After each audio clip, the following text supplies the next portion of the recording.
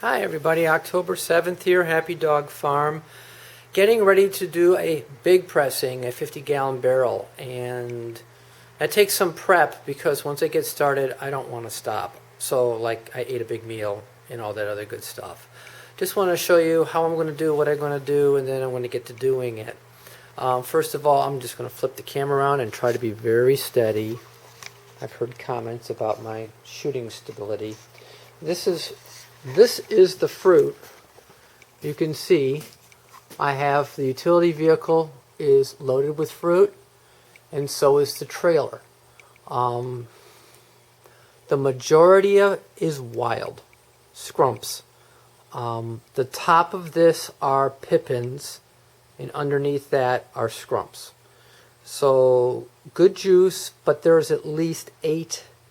So I counted there was 8 different trees in this, so that there's going to be a lot of different flavor in the juice. I feel kind of good about that. Now it's going to be a little challenging at first because I can't drop the tailgate with them that high. I will be scooping the fruit out, getting it into bags or whatnot, and I carry it into the shop. In the shop, it's going to go into the first sink, and it's going to get a quick sanitizing rinse.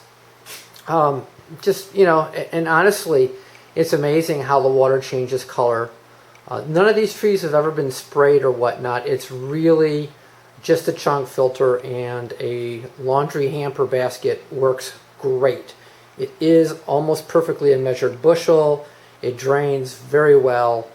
Life is good. From there, I will just drain it, and I'll go straight into the hopper on the grinder, and I fill up 2 totes.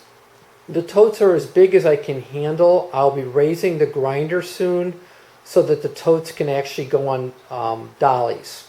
You can see the little furniture dolly there underneath waiting for the tote. That'll allow me to roll them to the press as opposed to carry them or drag them to the press. When the 2 bins are filled, I grind until 2 buckets are filled. Turn off the grinder. I'll go over here. The racks and the rack frame are already waiting in one of the sanitary sinks. The press cloths are in the bag. They've been cleaned, they've been sanitized and cleaned, and they're just waiting to get pressed into service. And I'll build the cheeses. The air compressor is plugged in, the line's hooked up, and I will squeeze that whole run. The buckets each get filled to 3 gallons. That's a nice, easy to carry. There's 1 in the sink back there, 3 on the ground, and I'll just keep swapping them out as fast as I can. I want the press to be as fast as possible. Just for your information, I wear shoulder length gloves while I'm working, and I also wear a chemical resistant apron, and I'm wearing boots. Most of the gloves are because I am handling the pomace.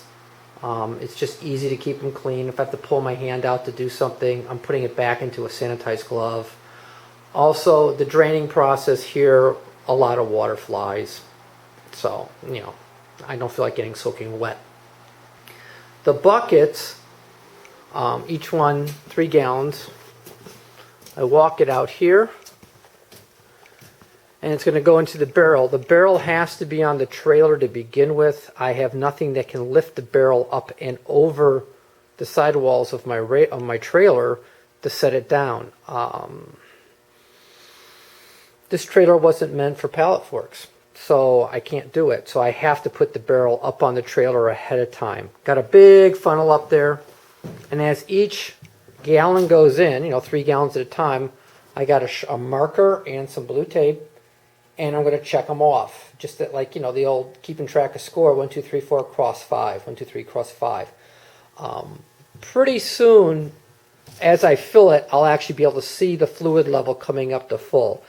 But that gives me a count just to make sure, I don't overfill it, and I certainly don't underfill it. I'll err on the side of caution. When in doubt, top it off. So I'm counting. Then when this is all said and done, this will stay in the barn for the night, and then I'll be delivering it at 10 o'clock tomorrow morning. It's supposed to get down into the 40s tonight, So I'll probably leave the end doors open so this area floods with cool air. That'll keep the barrel, chilled down and fine. I don't sulfite for the customer. The customer wants to do that themselves. I'm happy to let the customer do that themselves. That's just fine. This will get 4 tie downs put on it. It's heavy. I want to be able to use my brakes if necessary. I put it just forward of the axle so I get a little bit of tongue weight. The last time I did this trailer gets used a lot for a lot of things.